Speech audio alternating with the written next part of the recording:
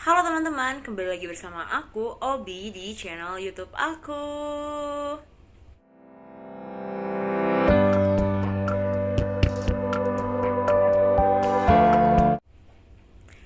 Oke teman-teman, kali ini kita akan membahas mengenai teori efisiensi pasar. Jadi jangan skip-skip videonya, tonton terus sampai habis teman-teman.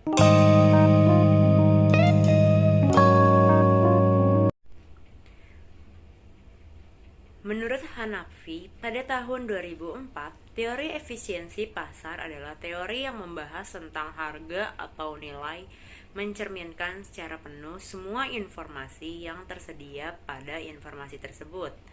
Menurut Rohmah, pada tahun 2017, efisiensi berimplikasikan pada isi informasi dari pengungkapan, bukan dari bentuk pengungkapan itu yang dinilai oleh pasar. Efisiensi pasar yang ditinjau dari sudut informasi saja disebut dengan efisiensi pasar secara informasi atau informational efficient market. Sedangkan efisiensi pasar yang ditinjau dari sudut kecanggihan pelaku pasar dalam mengambil keputusan berdasarkan informasi yang tersedia dinamakan dengan efisiensi pasar secara keputusan. Menurut Chandra, pada tahun 2006, sesungguhnya teori efisiensi pasar akuntansi digambarkan sebagai suatu keadaan kompetisi dengan sumber informasi lain seperti berita-berita analisa keuangan dan bahkan harga pasar itu sendiri. Pasar dikatakan efisien apabila harga-harga sekuritas yang mencerminkan secara penuh informasi yang tersedia. Informasi yang tersedia bisa meliputi informasi di masa lalu seperti laba perusahaan tahun lalu, informasi saat ini yaitu contohnya kenaikan dividen tahun ini, serta informasi yang bersifat pendapat atau private yang beredar di pasar yang bisa mempengaruhi perubahan harga.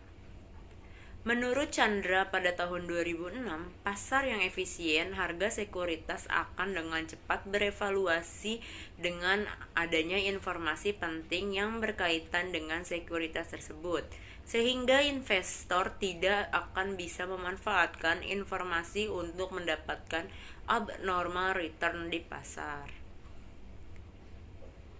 Menurut Fama, Jensen, dan Roll pada tahun 2008 menyajikan 3 bentuk utama dari efisiensi pasar.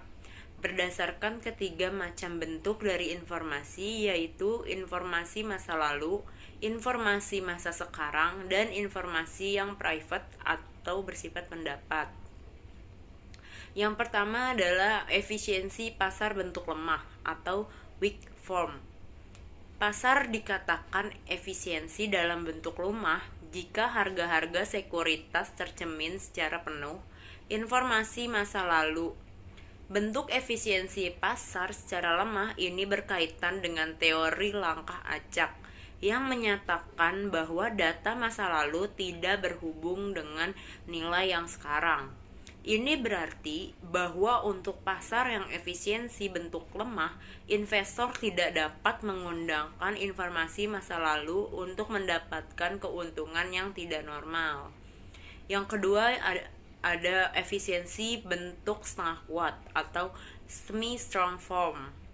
Pasar dikatakan efisiensi setengah kuat jika harga-harga sekuritas secara penuh mencerminkan semua informasi yang dipublikasikan, termasuk informasi yang berada di laporan-laporan keuangan perusahaan emiten.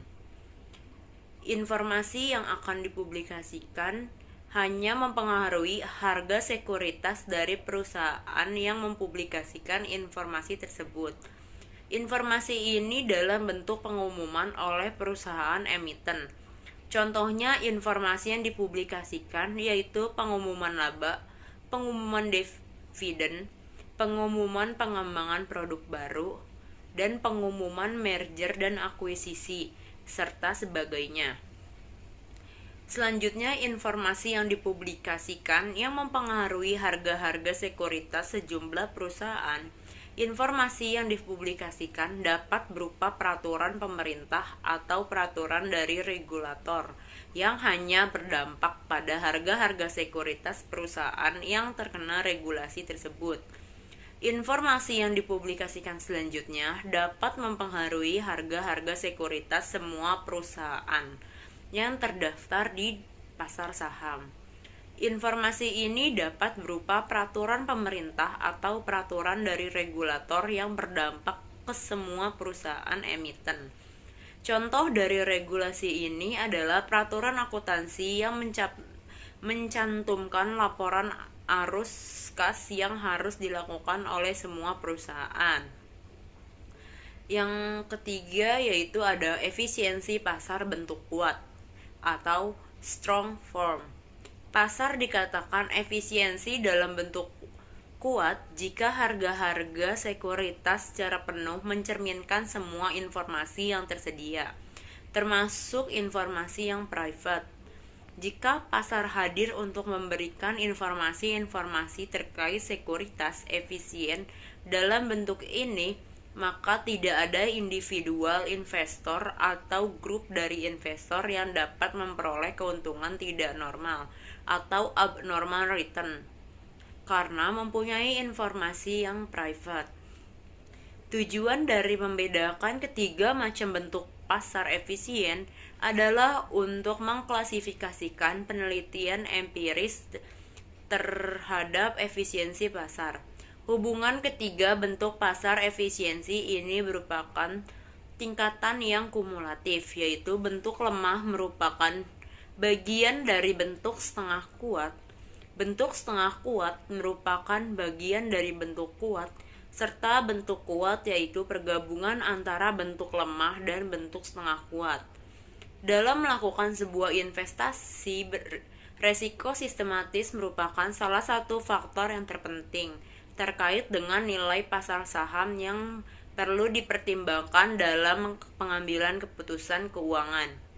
Efisiensi pasar hadir untuk memberikan informasi terkait sekuritas kepada investor dengan harapan dapat mengurangi resiko-resiko dalam melakukan investasi yang dimana informasi ini akan dipertimbangkan dalam mengambil keputusan. Sepertinya itu saja yang bisa aku sampaikan, kurang lebihnya mohon maaf. Sampai jumpa di video selanjutnya. Dadah!